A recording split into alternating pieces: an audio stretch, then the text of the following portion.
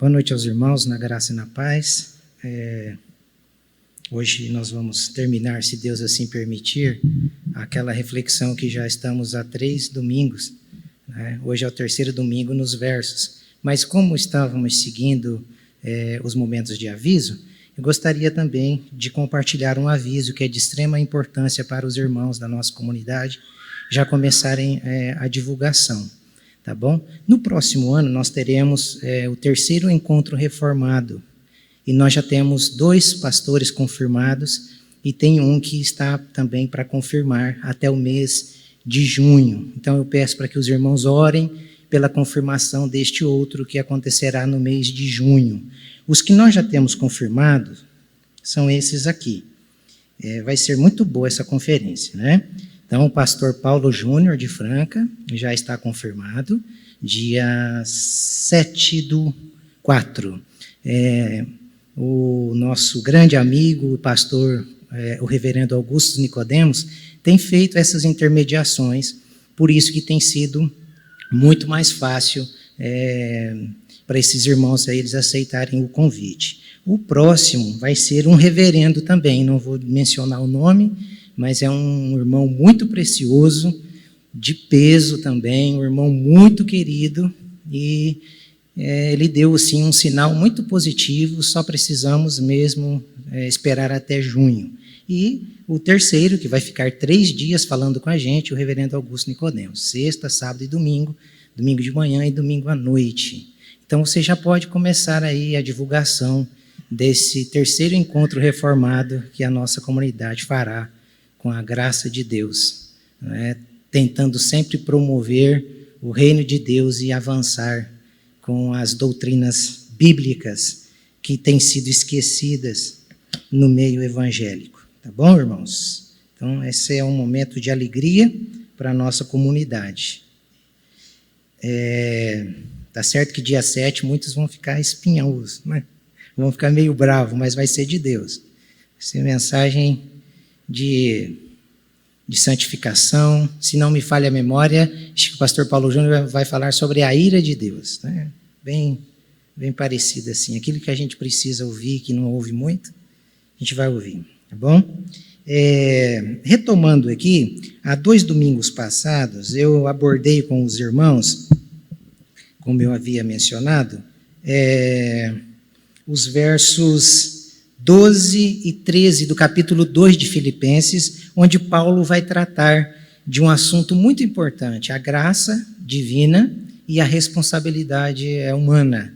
Então, hoje nós vamos terminar esse estudo, porque nós pegamos esse texto, trabalhamos 3 domingos, hoje é o 3º domingo, das formas que deveríamos ler o texto para interpretar e sem pender para nenhuma parte doutrinária assim dita, como é conhecida o arminianismo e o calvinismo. Nós não estamos pendendo para nenhum lado, estamos apenas expondo aquilo que as Sagradas Escrituras nos ensinam. Então, a primeira forma que nós trabalhamos foi a forma geral, que usamos a palavra portanto, que é a palavra que conclui uma ideia, ou um pensamento que Paulo estava desenvolvendo em cima.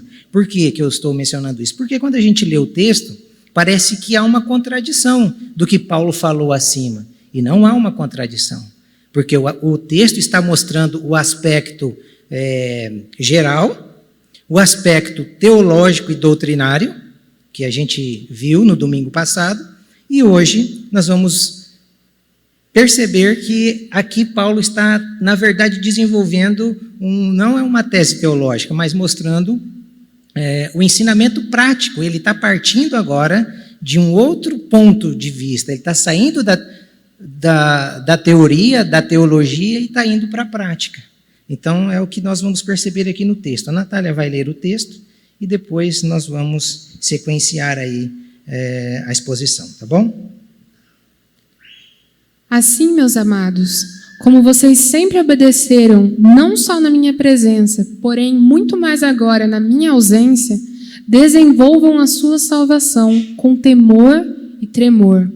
Porque Deus é quem efetua em vocês tanto querer como realizar, segundo a sua boa vontade. Ó Deus, diante da tua palavra, eu te peço nessa noite, derrama do teu Espírito nesse lugar. Aquieta nesse momento a nossa mente, o nosso coração. E ajuda-nos, Deus, a experimentar, a colocar em prática aquilo que o Senhor está falando através do seu servo Paulo aqui para nós. Em nome de Jesus, que o nosso joelho, que a nossa alma se dobre diante desta verdade, Pai. É isso que eu te peço, com o perdão dos pecados, em nome de Jesus. Amém. Então, em terceiro lugar, vamos abordar aqui no texto o aspecto prático. Eu coloquei o texto novamente, mas eu coloquei agora na versão da Bíblia de Jerusalém, que ele traz algumas palavras que é de extrema importância para a nossa compreensão.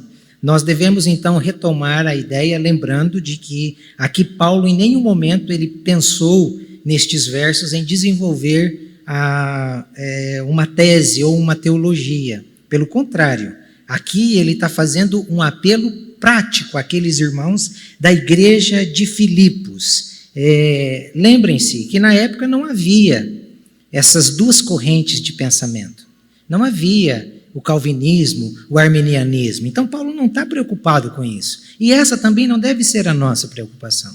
A nossa preocupação deve ser olhar para o texto e buscar aquilo que Deus está falando. Nós devemos nos dobrar à palavra de Deus, não às teorias. Em todas elas haverá um ponto falho, mas na palavra não há falha. Na palavra há esse equilíbrio da graça de Deus com a responsabilidade humana. E é isso que Paulo está tentando mostrar aqui para nós, né? E nós também não podemos nos esquecer ao lermos este texto.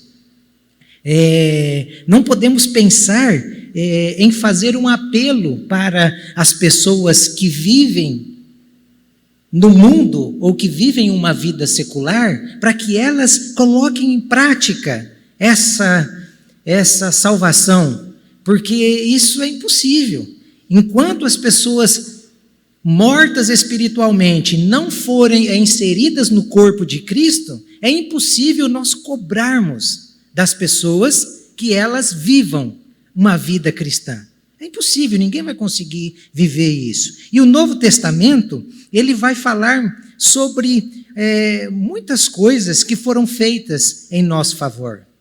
O Novo Testamento ele foi escrito justamente para trazer luz àquela sombra que o Antigo falava, porque o Antigo ele apontava para algo que estava por vir, algo que havia sido prometido pelos profetas, e o Novo Testamento vai falar daquilo que aconteceu, para que nós também pudéssemos entender que algo foi feito por nós, a fim de que nós façamos algo na direção daquilo que foi feito. Por isso que Paulo ele coloca para a introdução prática, saindo da teologia, saindo das doutrinas, ele coloca para o aspecto prático essa palavra, para nos introduzir, dizendo, olha, a vida cristã não é só uma vida de pensamento. A vida cristã não é só uma vida de reflexão. A vida cristã é uma vida também de comportamento, é uma vida dinâmica. Aquilo que a gente aprende, aquilo que a gente recebe de Deus, não é só para a gente memorizar, mas é para a gente também vivenciar, é para a gente praticar. E é por isso que ele vai usar essa palavra, portanto. Todas as vezes quando Paulo faz essa transição da teologia, da doutrina para a prática, ele vai usar uma conjunção sempre conclusiva para mostrar, olha, isso daqui é o aspecto teórico. Agora, o que vocês precisam fazer? Colocar tudo isso que vocês receberam em prática. Ele vai usar essas conjunções para dar essa divisão no texto. Então, eu estou, na verdade, usando somente as palavras e pegando a gramática do texto para que nós compreendamos esse texto sem nenhuma distorção e sem nenhuma tendência teológica.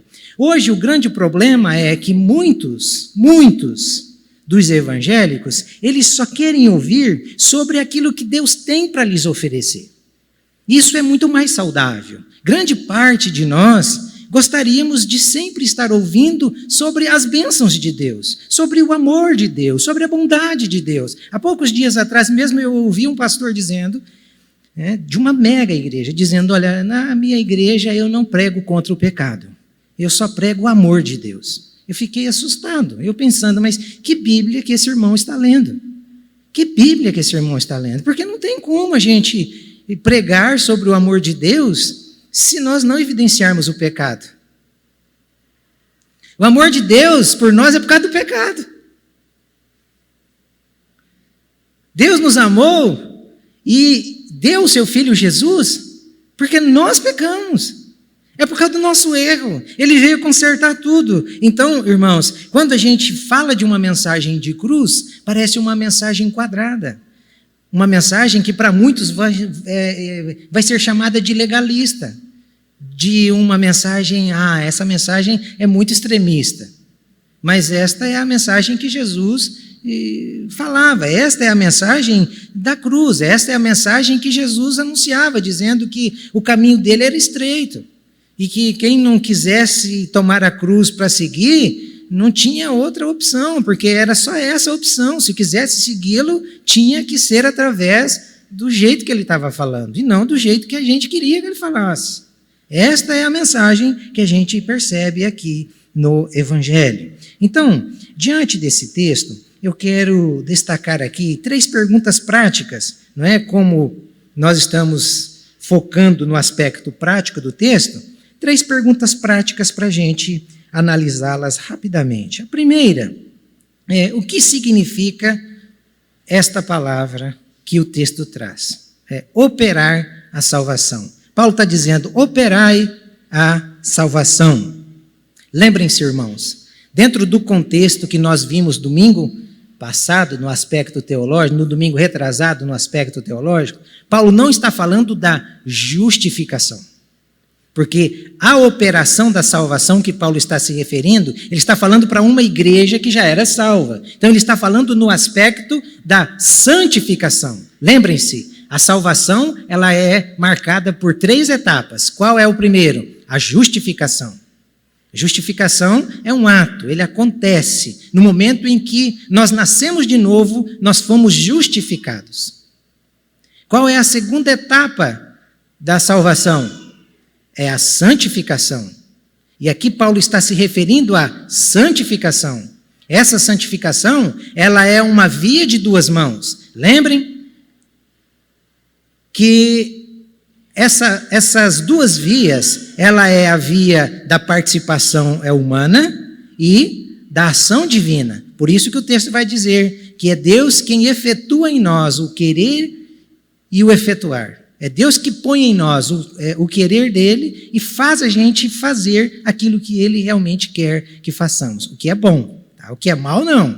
O que é mal é nosso. O que é mal é pecado. O que é mal é o que é natural nosso. Então, Paulo está se referindo aqui a este segundo aspecto, que é o aspecto da santificação.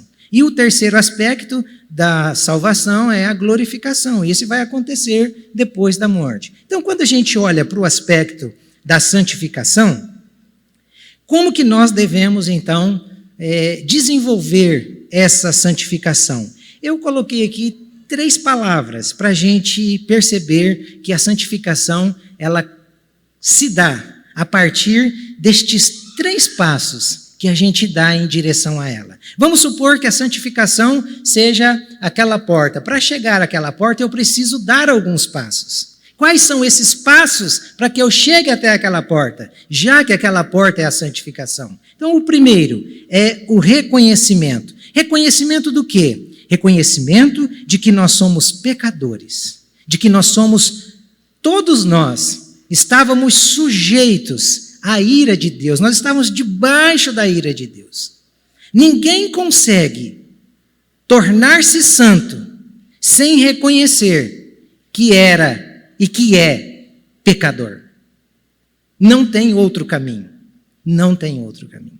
Por isso que a maior dificuldade para um ser humano é ele reconhecer que ele é pecador. E ele por si só, ele não tem condição de reconhecer que ele é o pecador. Se o Espírito de Deus não operar, não colocar, não abrir a mente, não tirar as vendas dos olhos, nós não conseguimos enxergar.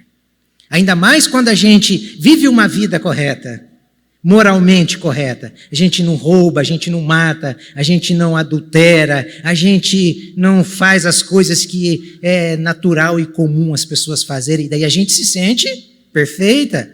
Eu, pecador, eu nunca matei, eu nunca roubei, não é assim que a gente diz? Então, Paulo está dizendo que o caminho da santificação, essa operação da salvação, ela começa com esse reconhecimento. Olha, sempre se vejam como pecadores. Sempre. Por isso que uma pessoa, quanto mais santa ela for, olha como que Deus trabalha. Quanto mais santa ela for, mais pecadora ela se sente. Isso é bíblico. Quem disse isso? 1 Timóteo capítulo 1, verso 15, o apóstolo Paulo, este mesmo que está dizendo, eu me considero o principal dos pecadores. Um homem que foi arrebatado até o terceiro céu. Um homem que tinha comunhão com o Senhor Jesus Cristo e com Deus, Pai de nosso Senhor Jesus Cristo, muito mais afinado, muito mais próximo do que qualquer um de nós aqui. E este homem, quanto mais perto ele estava de Deus, mais pecador ele se sentia. Então é impossível alguém achar que é santo sem esse reconhecimento. Paulo está dizendo isso para aqueles irmãos. Operem a salvação de vocês assim. Por quê, irmãos? Porque quanto mais pecador a gente se sente, mais necessidade a gente tem de estar diante daquele que é santo. Paulo está trabalhando com essa via de duas mãos. É aquele toma lá da cá. Você é pecador? Deus tem santidade para te dar. Fique mais perto dele. Quanto mais perto, mais santo. E mais pecador a gente se sente. Essa é a ideia que Paulo está trabalhando. O segundo passo é o convencimento. Paulo queria que aqueles irmãos tivessem esse convencimento de que a nossa justiça, de que a nossa religiosidade, de qualquer ato de penitência que a gente faça, seja por piedade, por penitência, por caridade, qualquer ato, qualquer obra, ela é incapaz de nos tornar inculpáveis, isentos da ira e do juízo de Deus. Paulo está querendo ensinar aquela igreja que eles deviam ter esse convencimento de que só em Cristo nós somos justificados. Só em Cristo nós somos perdoados. Só em Cristo nós somos reconhecidos como filhos de Deus. É isso que Paulo está fazendo aqui. Por isso, irmãos, que no capítulo 3, ele vai dar o exemplo da própria vida. O que Paulo vai dizer no capítulo 3? Essa carta não foi cuspida, não foi porque Paulo não tinha nada para fazer. Não, essa carta é inspirada pelo Espírito de Deus. E a inspiração do Espírito de Deus fez com que Paulo escrevesse de modo categórico e de modo sistemático, para que todo este ensino fosse passado a nós. Então, olha o exemplo que Paulo vai dar do convencimento que nós devemos ter e que ele tinha. Filipenses 3, do 5 ao 7. Fui circuncidado no 8º dia, pertencente ao povo de Israel, da tribo de Benjamim, verdadeiro hebreu, quanto à lei, fariseu, quanto ao zelo, perseguidor da igreja, quanto à justiça que há na lei, irrepreensível. Mas o que para mim era lucro, passei a considerar como perda por causa de Cristo. Amém. Então olha o que Paulo está falando. Gente, sigam o meu exemplo. Eu fui convencido pelo Espírito de Deus que tudo o que eu fazia de bom e de benefício para a minha religião não servia de nada. Para que servia? Paulo está dizendo, servia como perda, como esterco. Um pouco mais abaixo ele vai dizer como esterco. Não serve de nada. Então nós precisamos ter esse convencimento, irmãos, de que tudo o que nós fizermos de bom, tudo o que nós fizermos de maravilhoso, dentro da nossa religião, dentro das nossas expectativas, não isenta-nos da ira de Deus. A terceira palavra que a gente percebe é o aperfeiçoamento.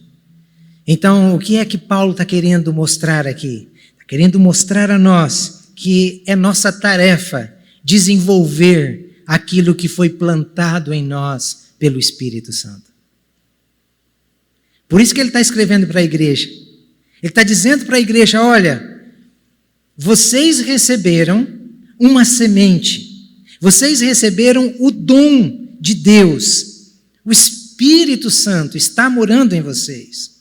Agora cabe vocês desenvolverem essa vida com Deus. É isso que Paulo está dizendo. Então, irmãos, qual é a missão que Paulo está colocando para aqueles irmãos que se aplica a nós? É que nós devemos nos submeter à vontade de Deus, seja ela qual for. Esta é a forma de nos aperfeiçoarmos. É assim que seremos perfeitos diante de Deus. Quem é o nosso maior exemplo de perfeição? Nosso Senhor Jesus Cristo, não é? Lembram como que esse capítulo começa?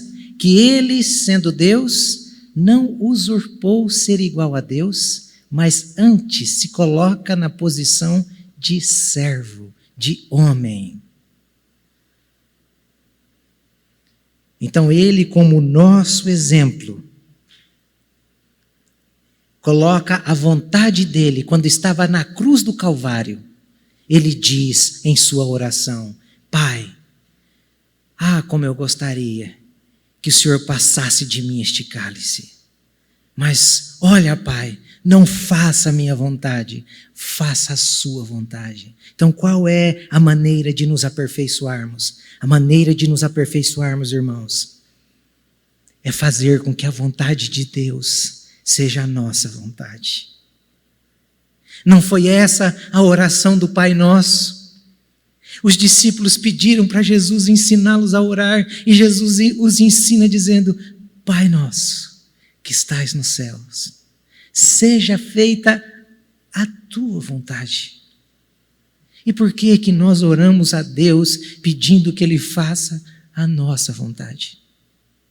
Nós não estamos nos aperfeiçoando, irmãos, quando nós nos colocamos diante de Deus, pedindo para que Deus faça o que a gente quer. O que a gente quer, irmãos, não é bom. O que a gente quer, irmãos, é puro egoísmo. O que a gente quer, irmãos, é para manter a nossa soberba, é para levantar o nosso ego. É isso que a gente pede para Deus. Por isso que Jesus, quando leva os discípulos à oração, ele os ensina a pedir a vontade de Deus. Nós nunca seremos aperfeiçoados enquanto a nossa vontade não estiver afinada à vontade de Deus. Este é o aspecto prático. É isso que Paulo está falando aqui, e Jesus foi o exemplo para nós. A segunda pergunta, como devo operar a salvação? Paulo responde, como devo operar a minha salvação? Com temor e com tremor. Duas palavras que fugiram do meio da comunidade cristã. Temor e tremor. Por que temor? Por que tremor? Deus ama, Deus é amor. Nós conhecemos um Jesus que não ira. Mas esse não é o Jesus da Bíblia. O Jesus da Bíblia é aquele Jesus que ama, mas é aquele Jesus que ira. Você sabia que Jesus ira?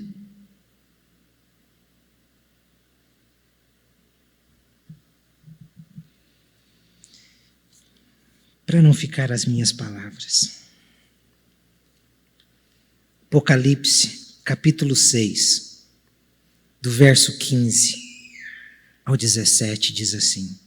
Quem está escrevendo aqui é o João, o amigo íntimo de Jesus. Aquele que reclinou no peito de Jesus no momento da ceia. Aquele que foi arrebatado aos céus. Aquele que viu o Cordeiro glorificado. E quando ele o vê, ele diz que ele caiu como morto. De tanto temor e de tanto tremor. Olha o que o João vai dizer acerca dos selos. Quando chega no 6º selo. Os reis da terra, os grandes, os comandantes, os ricos, os poderosos e todo escravo e todo livre se esconderam nas cavernas e nos penhascos dos montes. E disseram aos montes e aos rochedos: caiam sobre nós e nos esconda da face daquele que está sentado no trono da ira do Cordeiro. Porque chegou o grande dia da ira deles. E quem poderá subsistir?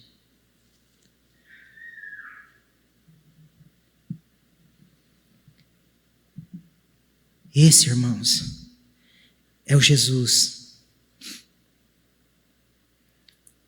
que morreu, que ressuscitou, que subiu aos céus, que está glorificado e que voltará para buscar a sua igreja e para julgar os povos, as nações. Então nós devemos tomar bastante cuidado, porque esse mesmo Cordeiro que ama é o mesmo que ira. É o mesmo que Apocalipse diz que dos seus olhos saem como chamas de fogo, que a sua língua é como uma espada que fere as nações.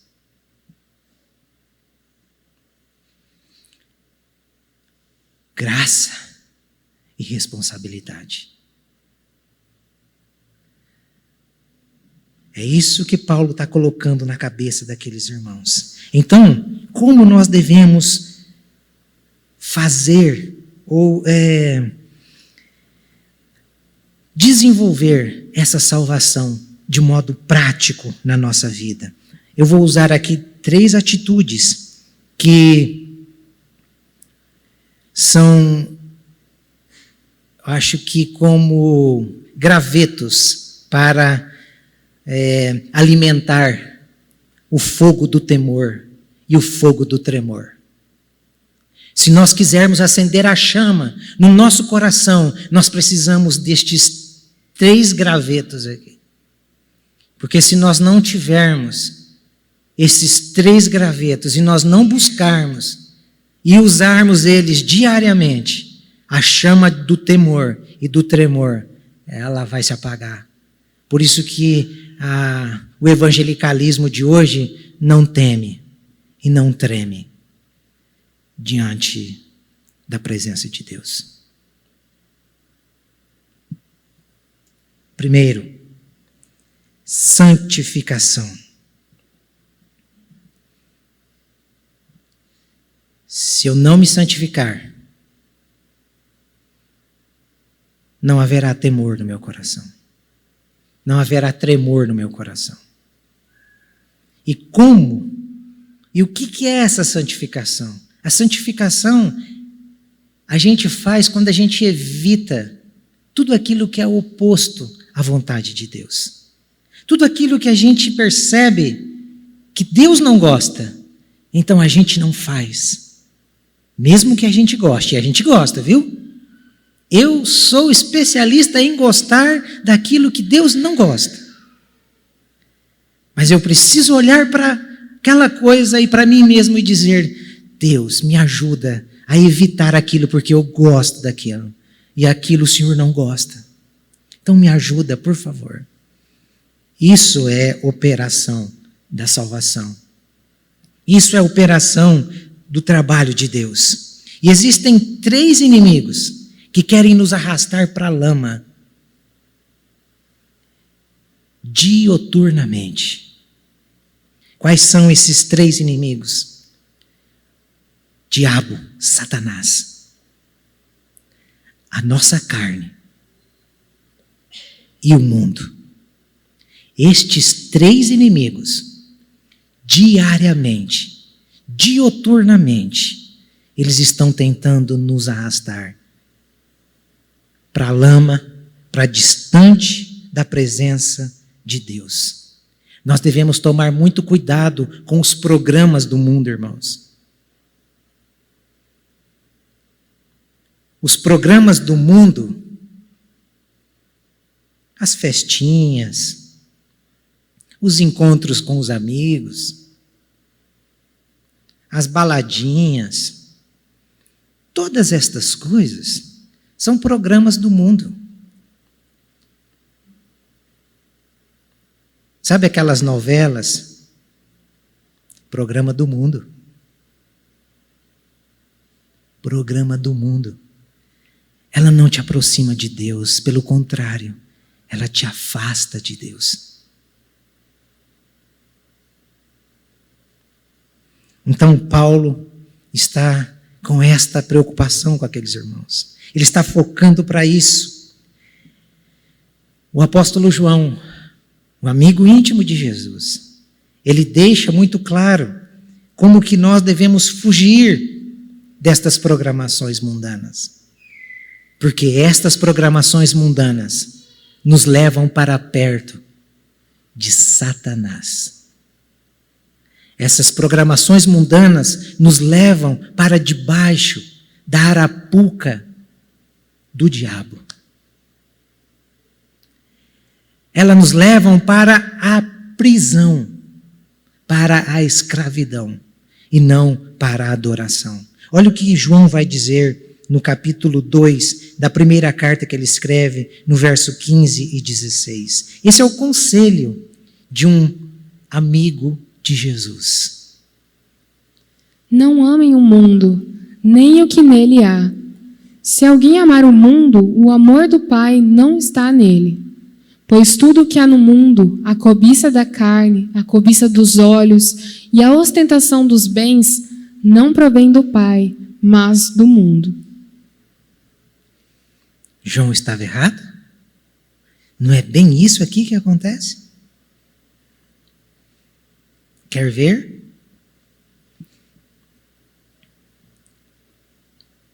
Me veio à mente uma fala de Spurgeon.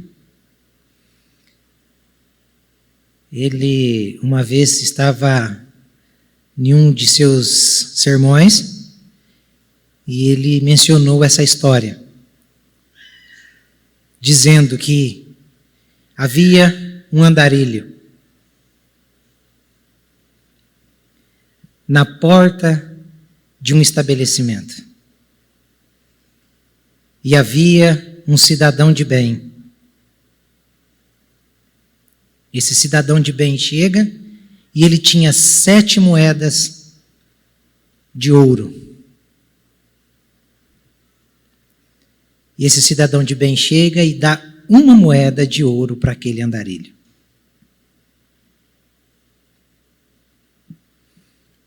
E o andarilho espera o cidadão de bem sair. Quando o cidadão de bem caminha, esse andarilho vai atrás do cidadão de bem e rouba as outras 6 moedas.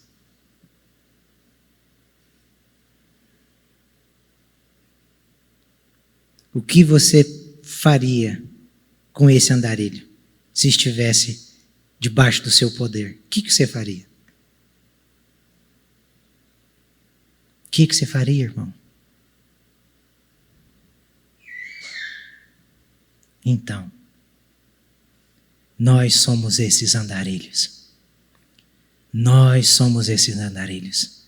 Deus nos deu 6 dias para trabalharmos, para vivenciarmos. E um dia, Ele pediu para que nós o guardássemos, para que nós o usássemos para o serviço dele, para que nós o usássemos em adoração a ele.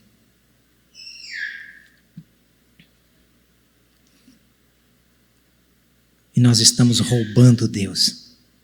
Até no único dia. Ele nos deu 7 moedas. Não deu 1, ele deu 7. 6. Para que a gente usasse. E a gente quer até a 7ª. Então, irmãos, é hora da gente perceber que nas nossas programações e nas programações mundanas, nas programações seculares, elas não podem roubar aquilo que é de Deus. Isso se aplica em muitas áreas, viu? Não é só nos dias, não. Se aplica até na nossa carteira. Até na nossa carteira.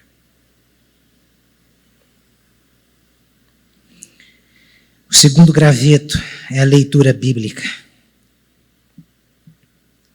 Como nós tornaremos-nos santos se nós não desenvolvermos uma leitura bíblica diária, constante?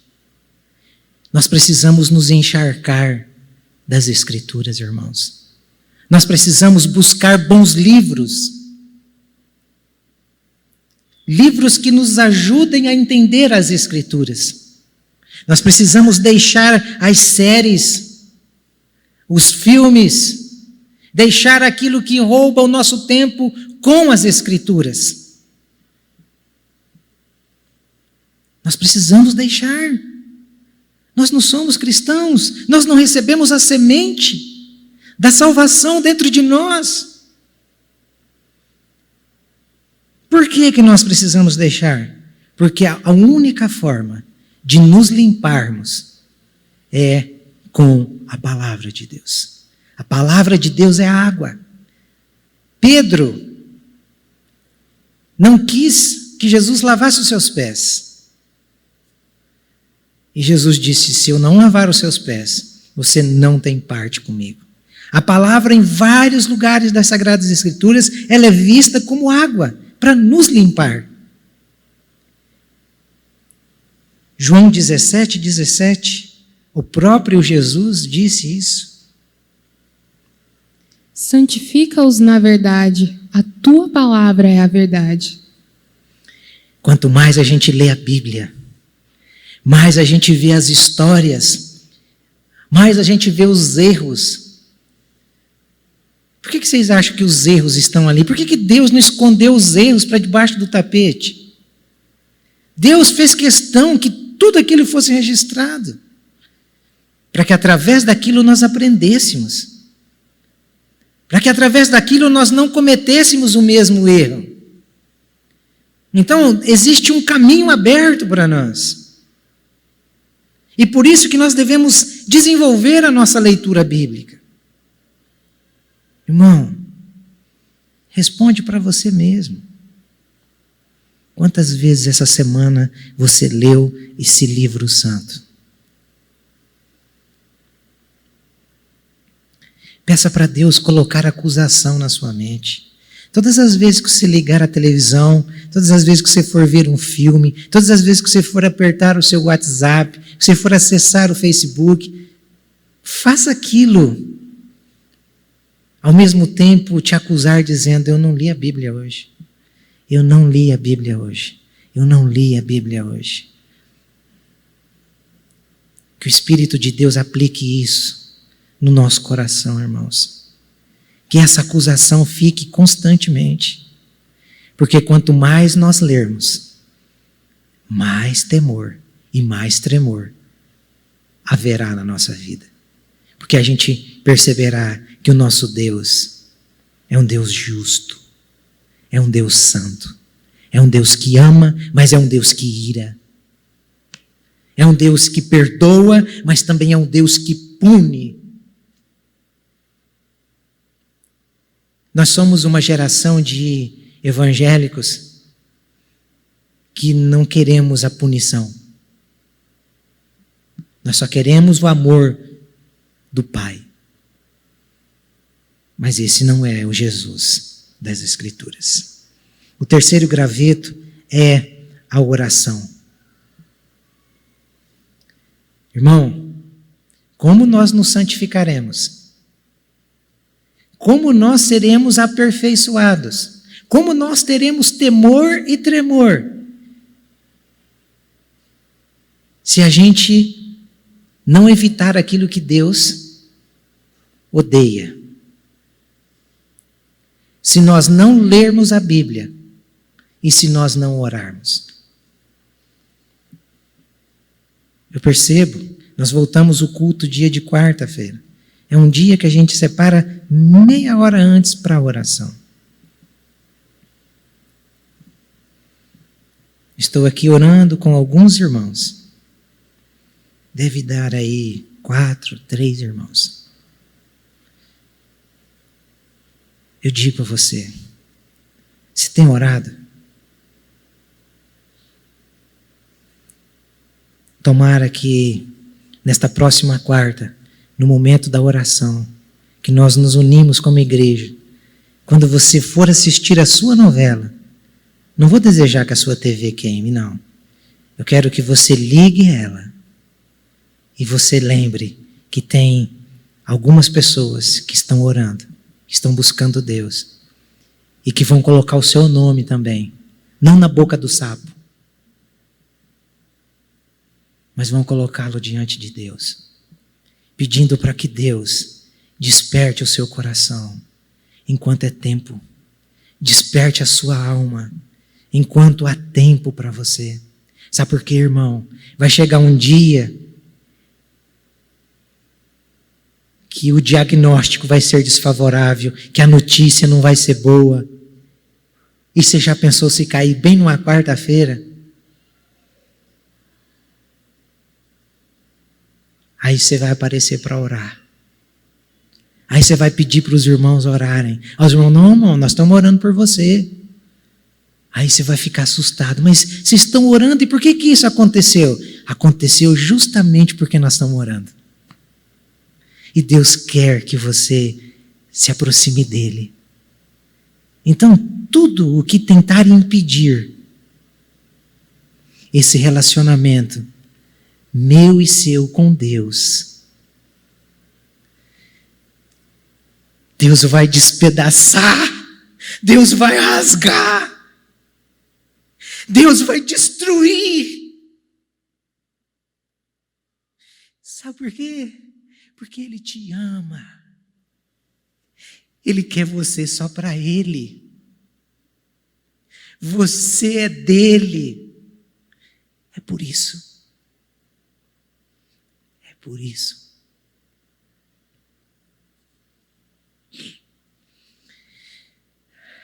Essa é a grande diferença dos cristãos de 100 anos, de 200 anos para trás de nós. Eles oravam. Eles oravam. Por isso que havia temor no meio deles. Por isso que havia um mover do Espírito no meio deles. A gente vem para um culto desse e a gente sai daqui do mesmo jeito. Irmão, nós estamos blindados com uma capa de aroeira que palavra nenhuma vai perfurar enquanto a gente não arrancar essa casca de aroeira. Enquanto a gente não tirar essa blindagem. Então, hoje nós precisamos disso, temor e tremor, diante de Deus. Eu não vou me apresentar diante de Deus de qualquer jeito. Por que para ir diante de um juiz tem todo um protocolo? Um juiz terreno que come arroz e feijão tem todo um protocolo. E para vir diante de Deus, a gente vem de qualquer jeito. A gente vem com qualquer roupa. Você quer ver, para ilustrar bem isso, como que perdeu o temor e o tremor? Você já foi num casamento de crente? Dos crentes agora modernos? Eu, sinceramente, eu não gosto de fazer casamento. Já falei isso. Eu gosto de celebrar e de fazer velório. Esse eu gosto. Se morrer um, você pode me chamar que eu vou lá. Mas casamento eu tenho uma luta para fazer. Não sei por quê. Mas hoje, casamento dá medo. Vai em casamento de crente hoje para você ver como que é. Você não sabe se você está num casamento de um crente ou se você está numa festa do mundo. Começa pelas roupas das irmãs. Meu Deus, que necessidade é essa de mostrar aquilo que não precisa mostrar? Aquilo que é do seu marido, você não precisa mostrar para ninguém. Mostra para ele. Quem precisa ver é ele.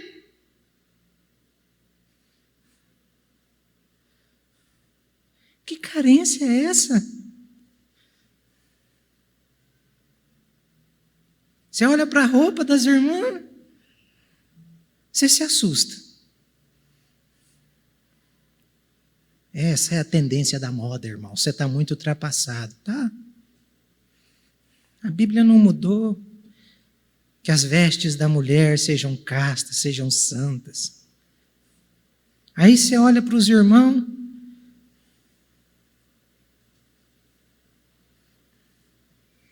Parece que a língua foi ferroada por uma abelha. Estão bêbados, encharcados. Estão salivando parecendo barbante. Fora, irmão, o bailão levanta a poeira do chão. O pau quebra lá dentro. E a gente não vê Deus. Sabe o que é isso, irmão? Isso é porque nós estamos distantes de Deus. Você acha que uma pessoa, quanto mais próxima de Deus ela estiver, ela vai ter um comportamento desse? Você imagina, vou pegar homens, a esposa de Spurgeon, indo para um casamento, você acha que o Spurgeon iria deixar a mulher dele colocar uma roupa indecente? Acho que ele iria chegar e dizer: minha querida, essa roupa não combina com você.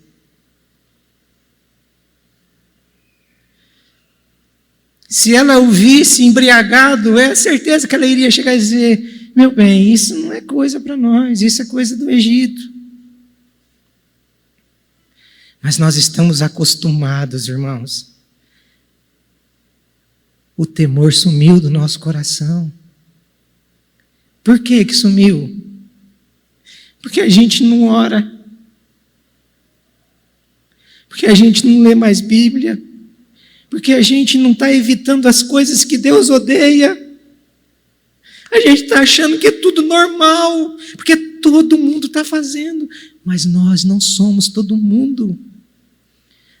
Pedro diz que nós somos um povo de propriedade exclusiva, comprado por um alto preço, para viver uma vida diferente da vida dos demais.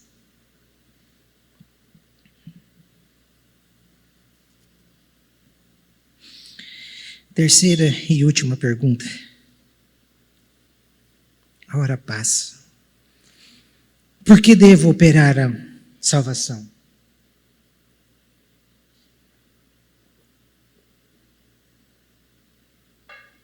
Devo operar a salvação, irmãos? Primeiro, porque Deus nos deu condição. Deus me deu condição para operar. Como? Colocando o Espírito em mim, colocando o Espírito em você.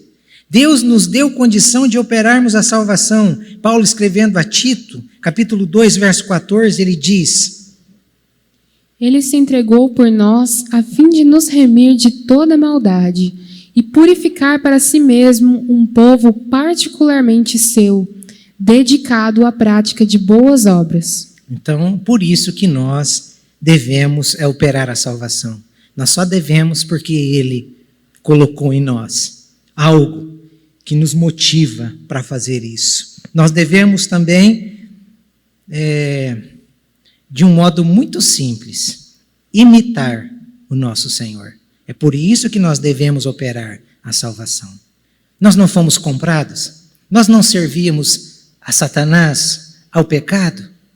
Quem nos comprou? Não foi Jesus Cristo, que nos tirou do reino de treva e nos colocou no reino da luz? Então quem é o nosso Senhor agora? Jesus Cristo. Como nosso Senhor, nós devemos imitá-lo. Nós devemos fazer aquilo que ele fez. Será que tem alguma coisa mais alta, mais nobre, uma posição melhor do que esta de imitarmos Jesus? Eu acho que não tem, irmãos. Para ilustrar isso, como você se sentiria se fosse confundido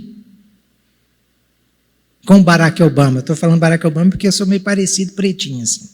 Mas vamos pegar um branquinho. Se você fosse confundido com Donald Trump, como que você se sentiria? Todo cheio de alegria, não é? E recebesse as honras devida à pessoa que você foi confundida. Por isso que eu estou dizendo a vocês, não existe posição mais nobre do que nós imitarmos Jesus. Já pensou nós sermos confundidos com o nosso Senhor? As pessoas olharem e dizerem, peraí, esse aí é Jesus Cristo que está aí? Foi assim que aconteceu com Sophia Miller. Depois, uma hora que você tiver tempo, lê algumas partes da biografia dessa menininha que saiu lá dos Estados Unidos, novinha, se embrenhou, mata adentro e veio aí para evangelizar algumas tribos não alcançadas no Amazonas. Algumas tribos chegaram até a prestar culto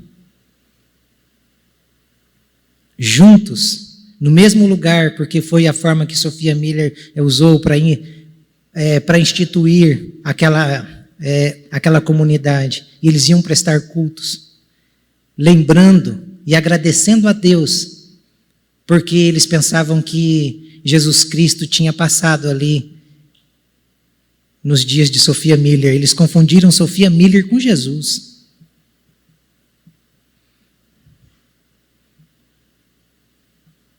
É triste, mas os nossos passos, as nossas ações, as nossas atitudes mais se parecem com o nosso arqui-inimigo, não com o nosso Senhor.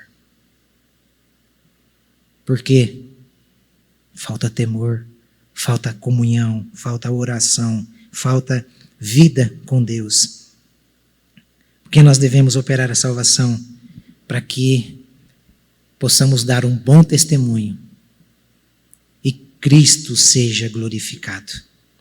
Há muita gente olhando para nós, irmãos, e nós não podemos desonrar através do nosso jeito de viver o nosso Senhor Jesus, porque Ele nos chamou para sermos as suas testemunhas. É como se Ele estivesse dizendo, olha, vocês vão falar de mim, vão viver a minha vida, para que as pessoas olhem para vocês.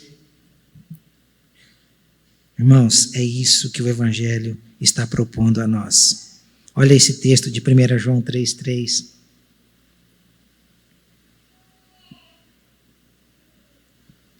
Todo aquele que nele tem esta esperança, purifica-se a si mesmo, assim como ele é puro.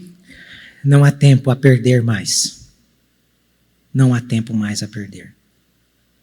Cristo está voltando. Eu não quero me encaixar naquele grupo do Apocalipse 6. Ó montes e penhascos caiam sobre nós, para que não vejamos a face da ira do Cordeiro. Chegou a hora de pararmos com a brincadeira. E eu concluo com 3 alertas.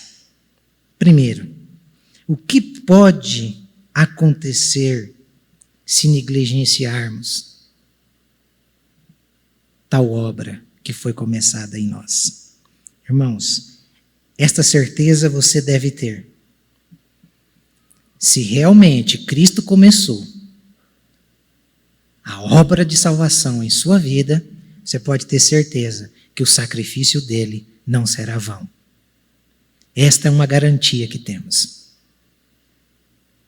Esta é a primeira certeza que você não pode esquecer. Ele começou? Começou. Vai terminar. Então você não vai queimar no inferno se ele tiver começado. Isso é fato. Segundo, Jesus deixou bem claro em João 6,39, que ele não vai perder nenhum daqueles que o Pai deu a ele. Olha que coisa maravilhosa. Só tem coisa boa, né? Só coisa boa. E a última? A última é coisa boa também.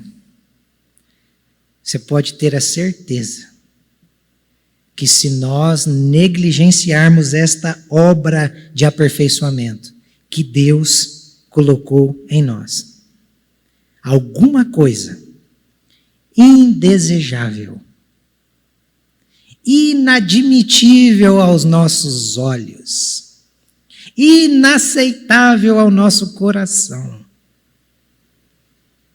irá acontecer. Pode ter certeza disso. Como eu disse, nada vai nos roubar dele. Ele vai rasgar o que precisar, ele vai destruir o que precisar destruir, mas perder a gente ele não vai. Isso é maravilhoso. Claro que é maravilhoso. Já viu algumas pessoas que são amadas de Deus, de repente ela começa num caminho mau, perverso, aí do nada surge um troço ruim na pessoa, coloca ela na cama, para dar um tempo para ela purificar, e depois Deus recolhe. Eu não vou te perder não, meu filho, pode ficar tranquilo. É assim que ele faz. Vocês não lembram o filho pródigo? Tentou fugir. Até que ele foi comer comida de porco. Deus o conduziu ao chiqueiro, ao mangueiral. Deus conduziu a vida dele ali para que ele caísse em si do que ele tinha em casa, do que o pai dele tinha para dar para ele. Porque o pai dele não deixou de ser pai dele. Ele tentou deixar de ser filho do pai, mas o pai não deixou de ser pai dele. E é assim que acontece com o nosso Senhor Jesus Cristo. Ele morreu naquela cruz, você acha que foi em vão? Porque a gente comete os nossos deslizes, ele vai deixar de nos amar? Não, ele continua nos amando e vai destruir o que estiver impedindo esse acesso, essa obra, esse aperfeiçoar na nossa vida. Por que o autor aos Hebreus escreve o que ele escreve no capítulo 10, verso 31, dizendo em alto e bom som: terrível coisa é cair nas mãos do Deus vivo. É terrível. É terrível. Então significa que todo cristão que está sofrendo, Deus está castigando? Não. Não significa isso. Significa que se precisar, ele vai fazer. Porque ele não conhece derrota. Ele não conhece perda. Nós conhecemos, mas ele não. Ele não. Então, a única coisa que nós precisamos nessa noite é nos atentar para esse chamado que o Espírito Santo está fazendo a nós, irmãos. Para que, diante das correções que precisarem serem feitas, a gente não se desanime. A gente não o abandone. Porque fugir de Deus, nós não vamos conseguir fugir. Davi, no Salmo 139, fala isso. Vocês acham que Davi não tentou fugir de Deus? Naquele dia que Natan chega? Tenta fugir. A primeira coisa que a gente faz quando peca é o quê? Olha para o Adão. Deus vinha todo dia na virada do dia. Quando ele chegou naquele dia, o que o Adão fez? Fugiu. Mas Deus nos encontrará na próxima esquina, no próximo beco, na próxima encruzilhada. Ele nos encontrará e nos chamará com cordas de amor. Nem que na ponta da corda tiver um anzol. Não é assim que o profeta Isaías fala? Eu os atrairei com cordas de amor. Aí depois ele fala, jogarei um anzol e eu puxarei. Como que a gente puxa com anzol? Nem que for fisgado. Ele tem a fisga certa. Então eu queria que você tivesse essa certeza no seu coração e pedisse a partir de hoje uma vida de santificação. Porque sem essa não haverá temor, não haverá tremor no nosso coração. E sem isso, não seremos aperfeiçoados. Que Deus abençoe essa mensagem ao seu coração. Eu quero terminar esse culto pedindo para que você se coloque em pé e vamos terminar cantando. Vocês têm a música aí pronta para cantar? Então vamos terminar cantando. Vamos orar. Ó Deus, diante da tua presença estamos. Muito obrigado por esta mensagem. Porque sabemos que o Senhor fala, porque o Senhor nos ama. Que esta palavra não volte vazia, que esta palavra desperte corações nessa noite, a buscarem, a desenvolverem aquilo que o Senhor colocou dentro delas. E aqueles que ainda não tiveram essa semente plantada, se nessa noite o Senhor estiver chamando pessoas, que o Espírito do Senhor comece essa obra também nesse coração e que haja disposição, que haja, ó Deus, interesse pelas coisas do céu como não havia antes e que esta seja a principal marca deste coração, temor e tremor diante do Deus que é santo, perfeito e maravilhoso. Abençoe a nossa semana na tua presença, que possamos ler a tua palavra, orar ao Senhor, afinar o nosso coração e a nossa vontade, a vontade do Senhor. Abençoe o teu povo que aqui está, em nome de Jesus Cristo. Amém. Que o amor de Deus, a graça de nosso Senhor Jesus Cristo e a consolação do Espírito Santo estejam com todos aqueles que servem a Deus aqui e espalhados por toda a terra. Todos nós juntos digamos amém, graças a Deus. Depois dessa música, você cumprimenta a pessoa próxima a você. O